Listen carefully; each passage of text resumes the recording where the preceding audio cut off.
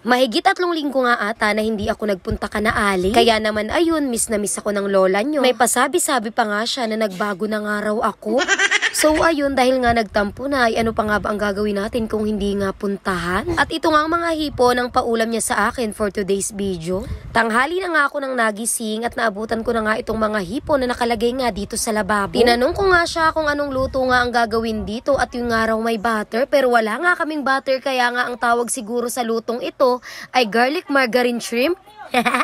At syempre, bago ang lahat ay inumpisahan ko na nga munang alisin yung bituka nitong mga hipon. Medyo malalaki nga itong hipong nabili ni Alilin sa naglalako, kaya naman ako ay natutuwa. Pero medyo may asar ng kaunti dahil nga napakabalam nga nitong linisin. Dahil kailangan nga talagang alisin yung mga bituka niya para talagang maging malinis. Pero depende nga yun sa nagluluto at pwede naman na hindi nga yun alisin. Dahil sa kagaya nga nating mga Pilipino ay hindi naman talaga kinasanayan na mag-alis ng ganito. At nito ko na lang din talaga nalaman na kailangan nga talaga yung alisin dahil nga yun ay madumi. Nakita pa nga ako ni Ali na nagtatagkal ng ganyan at hindi niya nga rin alam na kailangan niyang alisin. Sabi ko pa nga ay kailangan talaga yung alisin dahil nga yan nga ay bituka, madumi ka ako yun dahil nandun nga yung kanyang mga kinain. At kung mali man ako mga mare ay itama nyo na nga laang yung aking pagkakamali dahil yun nga ang aking pagkakaalam. Pagkatapos kong maalis lahat yung itim sa mga hipon at mahugasan ito ng maayos ay imamarinate ko naman muna ito dito nga sa Sprite. Mababa pala itong napagbabaran ko ng hipon kaya naman inayos ko lang muna ito ng sandali para nga mababad ito ng maayos. At syempre dahil nga garlic margarine shrimp nga ang lulutuin natin, kaya naman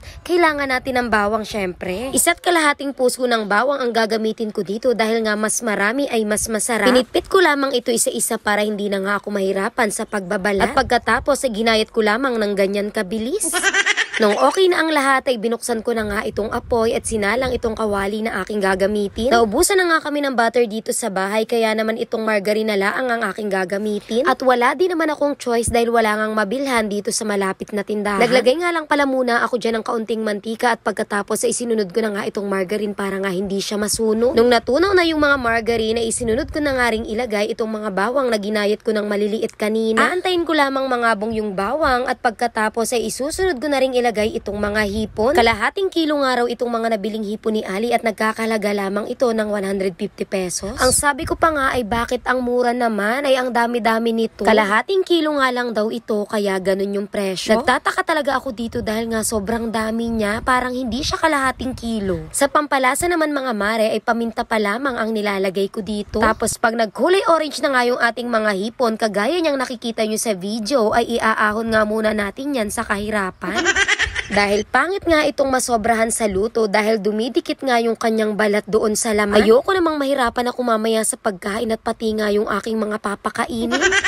Iniwan ko nga pala itong mga margarine dito sa kawali dahil gagawa naman ako ng sauce. Naglagay lamang ako dito ng 1 kutsarita na tomato paste. 1 kutsara lang mga mare dahil maasim yan pag napasobra. Haluin lamang ng mabuti para maging ganyan ang itsura. Nung mahalo ko na ng maayos ay naglagay naman ako dito ng kalahating baso ng Sprite. At pagkatapos ay naglagay naman ako ng oyster sauce at siguro nga ay meron yung 2 kutsara. Haluin lamang ulit ng mabuti para maghalo-halo yung mga pampalasa na inilagay natin. Maglalagay din ako dito ng kaunting asukal pampabalanse ng lasa. Nakulangan pa nga ako sa paminta kaya naman naglagay pa ako ng kaunti, pati nga sa alat ay kinulang pa rin kaya naman nagdagdag din ako ng kaunti. Sa pagluluto ay okay na okay lang namang magdagdag dahil nga pag napasobra ay napakahirap na niyang bawasan. Kaya dapat paunti-unti lamang ang paglalagay ng mga sangkap. Kapag ganyan na yung itsura mga mare ay pwedeng-pwede na nga nating ibubo dito yung ating mga hipon na inahon kanina. At syempre pagkatapos ay haluin ko lamang ito ng maayos para mapunta nga yung aking mga sauce na ginawa dito sa aking hipon. Kapag okay na at kita mo na na-coat na nga yung lahat ng hipon ay pwede na nga yung ahunin mga mare. Hindi mo na nga yan kailangan patagilin pa dyan sa apoy dahil nga luto na yan. At hindi mo na rin talaga pwedeng patagalin yan dyan sa apoy dahil nga masosobrahan yan ng luto. Kita nyo yan mga mare?